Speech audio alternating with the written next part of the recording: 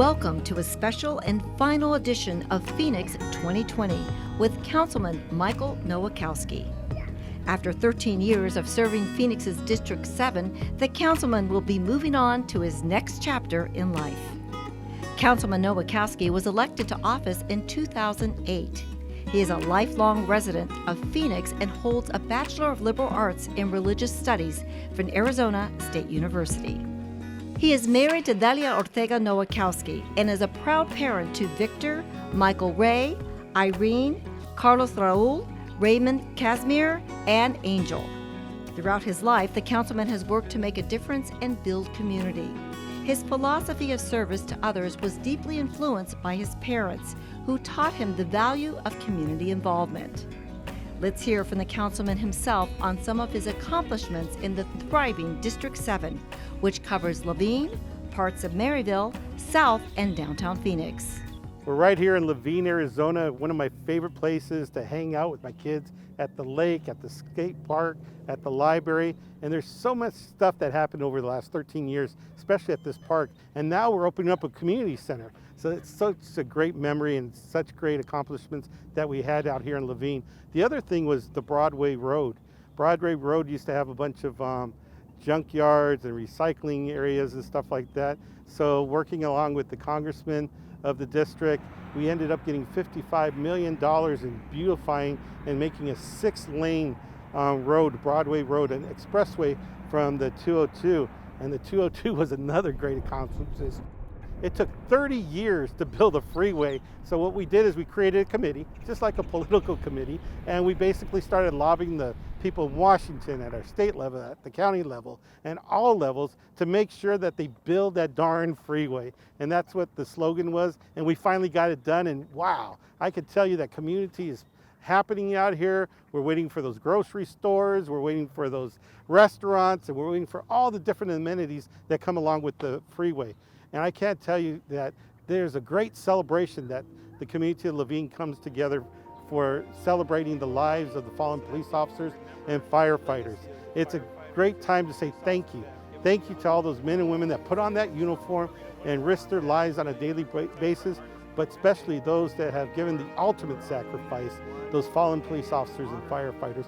So we have the Star Spangled Celebration right here at Cesar Chavez Park with fireworks, and then we have a candle lighting ceremony.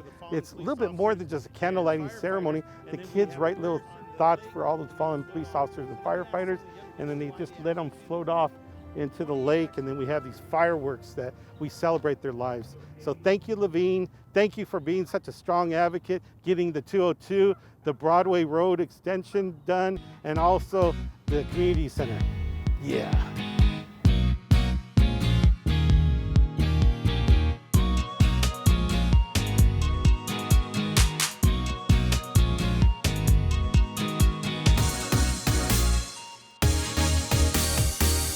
We're here in downtown Phoenix with the Director of Economic Development, Chris Mackey.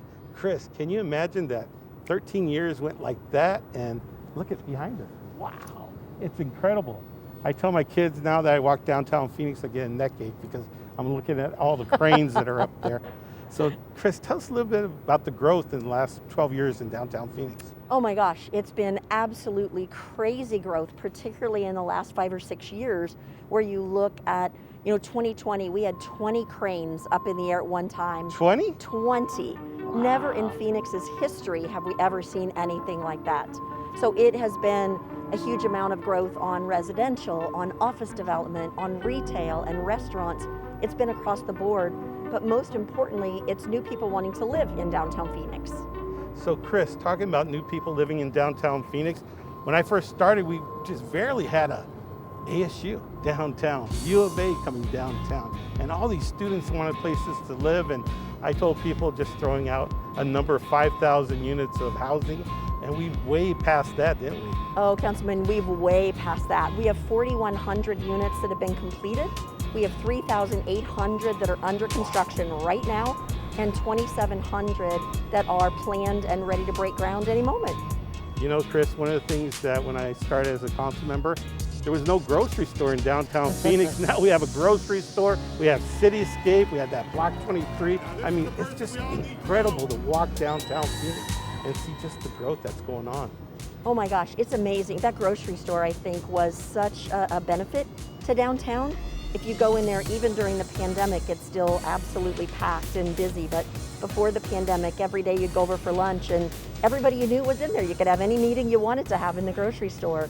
But when you look at everything else that's happened in jobs and Block 23 and the Ryan and Cityscape, and it's just been a crazy amount of great growth.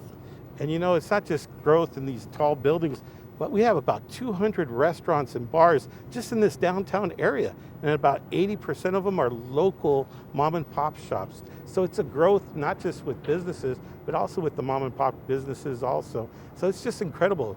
Downtown is alive and it's thriving. And I mean, vibrant. It's just, oh, I'm telling you. And what's your famous saying about Phoenix being what? Phoenix is hot, Councilman. Phoenix is hot. It's just incredible. And you know, it's people like yourself. It's really a team approach. We have Alan Stevens, yourself, the streets department, our city manager, everybody coming together and making it all happen. And look at, I mean, this is just incredible. It's starting to look a little bit like New York, huh? Well, we really have gone from being this suburban, urban area into truly an urban area when you look around, and the skyline's changed.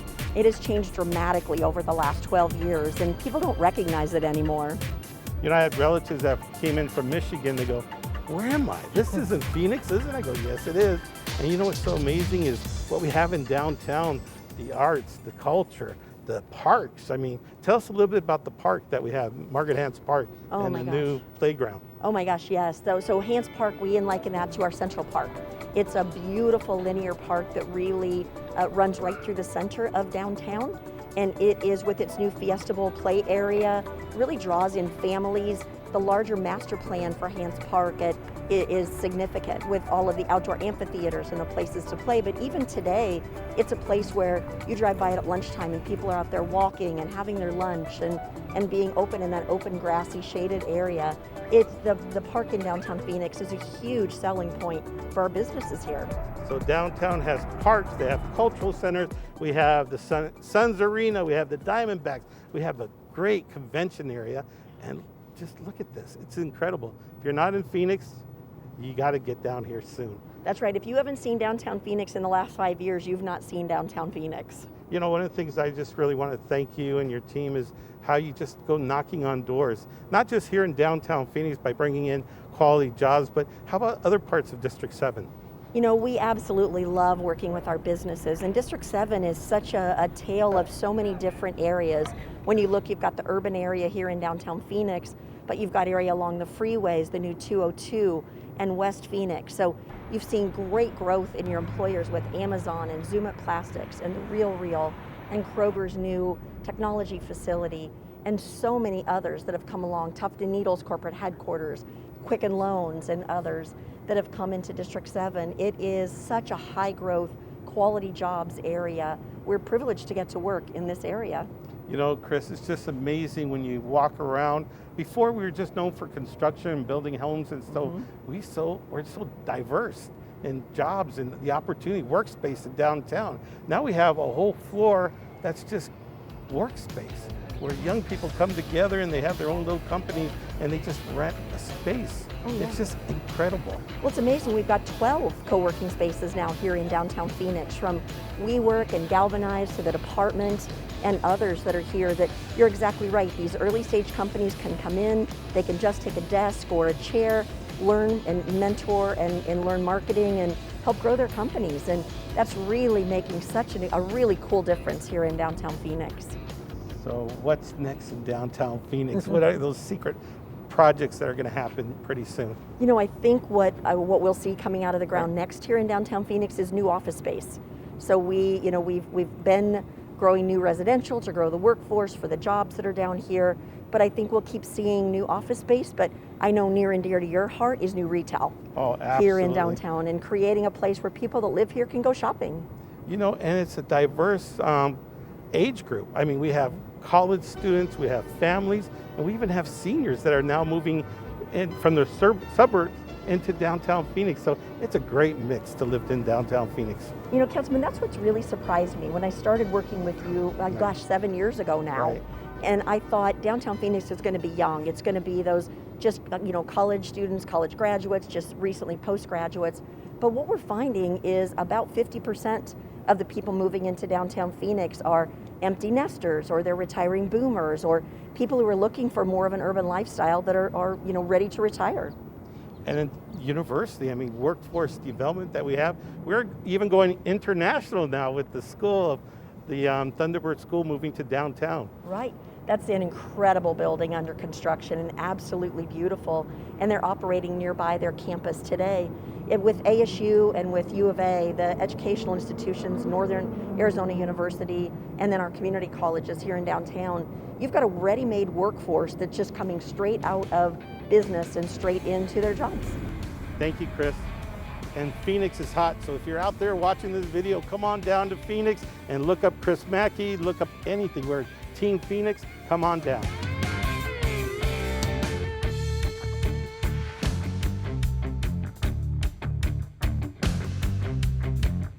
I'm right here at Desert Sky Mall's Transit Center, and it's just incredible. All the work, all the effort just to make this happen. And I just really want to thank everyone who is a part of the Maryville Revitalization Group, Dwight Avery and all those individuals that raised money and raised consciousness. And that's how we got this center here, is because of you individuals that went out to City Hall saying, we need a transit center out here in Maryville, and here's what we got. A beautiful Desert Sky Transit Center right here in the heart of Maryville for all those kids that need to get to school, that need to get shopping. We even have the Mary Circulator, which is a free circulator that connects you to this transit center. So this transit center is so important for all those individuals that don't have vehicles, all those individuals that want to get around to the mall and want to visit and to experience this beautiful transit center. But really soon, because of all your advocacy and all your hard work, we're probably going to have a light rail coming right here to this transit center. Yes, we got the light rail going down South Central and going down to Metro Center, and now, hopefully, if God willing, we're going to have it right here at Desert Sky Mall, right here at this transit center. So thank you all for your advocacy. Thank you all for making this happen. And thank you, Team Phoenix, because working together, we make things possible. To those individuals shopping here at the Phoenix Storeclub. So what we do here, the formal name is the Arizona Law Enforcement Academy, and that's a partnership with the Phoenix Police.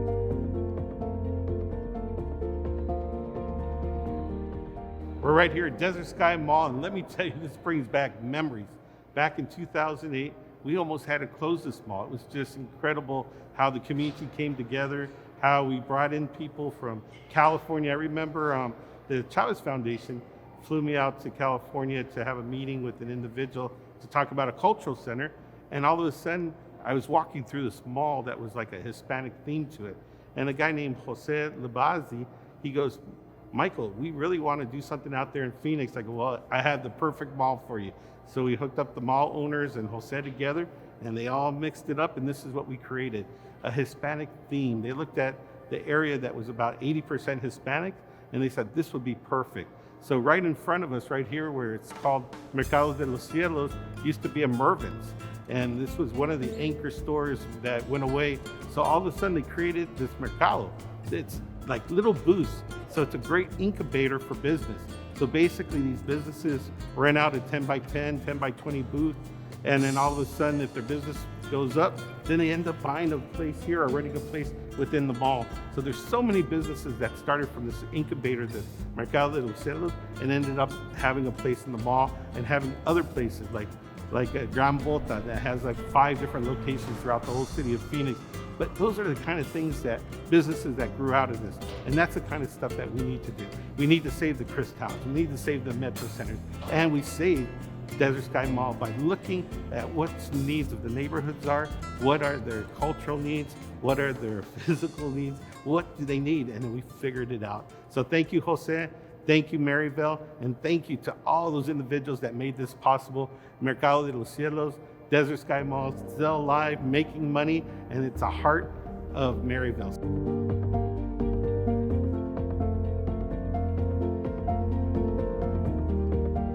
And people are just bouncing ideas off of each other, even though they're... Is how we reach out to other cities, how we reach out to other communities and empower other communities. So this is really... We're right here at South Central Community Center. This is a special place right on the light rail. And we have Marcus, one of the administrators for the light rail, talking about this location. What's so unique about this location, Marcus? Well, as you're aware, Councilman, this was the first time that we've ever been able to do something like this on one of our light rail projects. Able to actually put a resource in the community, not just a resource for the community to come and find out about the projects, but a resource for the community to come and use it as a place of gathering. Now that we have COVID restrictions in, you have to follow those restrictions as far as opening up the space, but the space is available to the community. They can come in at any time, hear information about the project, ask questions about the project, and get information that they can take back to their others and their loved ones at home. So Marcus, I mean, we've learned a lot over the years. I mean, with the first extension from Mesa, Tempe to Phoenix, and then the 19th Avenue extension, and now this one, all the way to Metro Center is going to be connected. And we basically learned that the input from the communities are important. That's why we have the center, and also talk about the finances. The first time we're actually going to help out small businesses, right? Well, we've always tried to have a certain component of business assistance throughout our light rail projects throughout the years. But this is the first time, with help of yourself and our mayor and others, that we actually are able to actually offer financial assistance to the small businesses that are located along our South Central Downtown Hub corridor and also our Northwest Extension Phase 2. So with this small business financial assistance pilot program, we'll actually be able to offset some of the operational costs that businesses experience up to $9,000. And this is the first time we've ever been able to do something, and we're really proud that we've had the leadership to give us the authority to do something like this. And you know what's so unique about this extension is that it's not just helping out the businesses, it's not just helping out the community, but we're even looking at the young kids for the future, right? So talk about the engineering program that we created. Yeah, so we have the engineers of the future, and the future is the key part of that, because it's not just about offering opportunities for the jobs that we have available today, but it's also about offering career paths in introducing young kids into STEM programs, also having internship programs with some of our engineering firms so they can actually see firsthand how engineering works. And then we have programs that we do with some of the elementary schools where kids actually get to do programs hands-on with registered engineers to get their interest in those STEM programs, and hopefully we can fit them into a career that is based around transit. So it's much more than just a light rail, it's a center. It's helping communities grow, businesses grow. It's about our kids' future. I mean, that's what Phoenix is all about. And I just really want to thank, from the light rail to our water department, to our parks and rec, to neighborhood services, and all the different departments we have in the city of Phoenix. And I call it the Team Phoenix approach. When all the departments come together, when they come together with the schools, with the nonprofits, with the private sector, and we work together to make this city, the best city ever ranked, the best ranked city in the country, and it's all because of you all. So thank you. Keep on giving us those great ideas, because this all came out of a great idea, the center. So that's what it's all about. It's about coming together and the power of one person giving a suggestion, and beautiful things come out of that.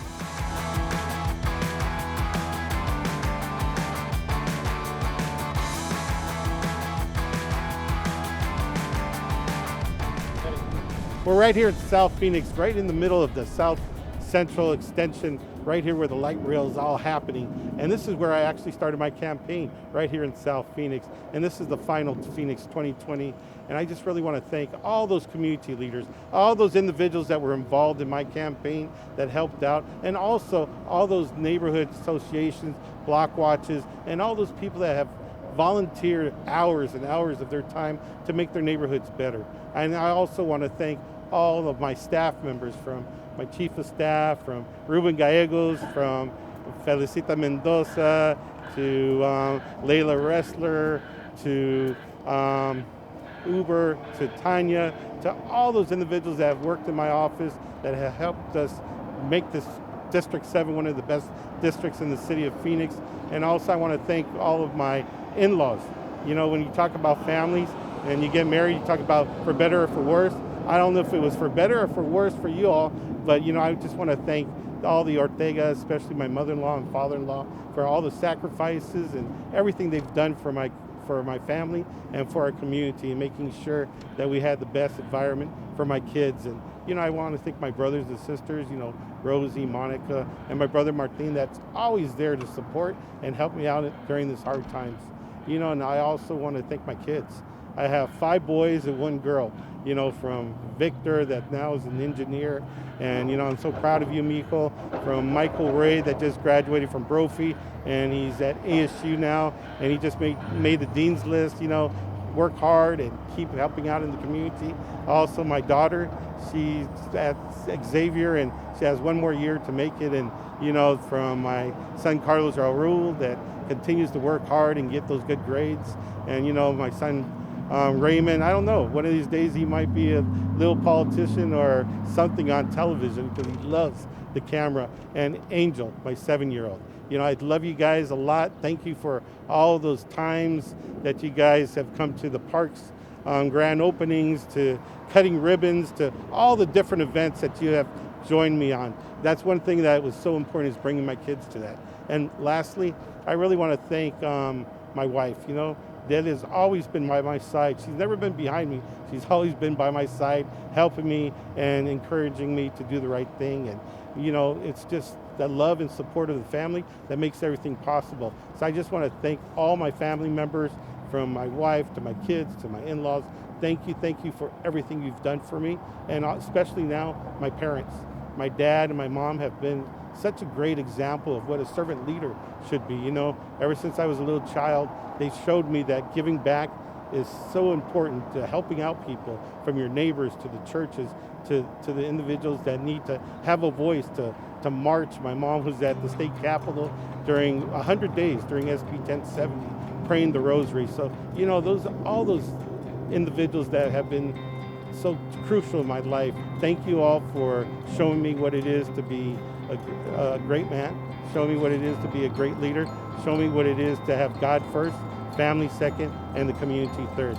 So on behalf of Councilman Nowakowski and the Nowakowski family, thank you all. God bless. And let's keep on changing the world by the Team Phoenix approach, coming together as one.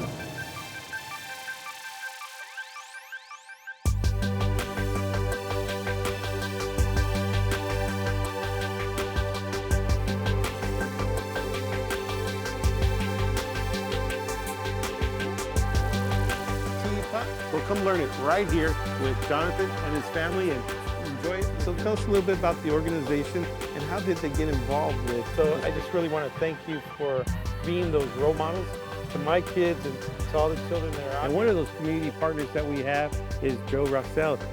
Tell us a little bit about. The list just goes on and on and on and on. Correct. But to keep all these amenities, to keep all these great programs, we have to give a little too, right? That's right. So that's what we're listening at.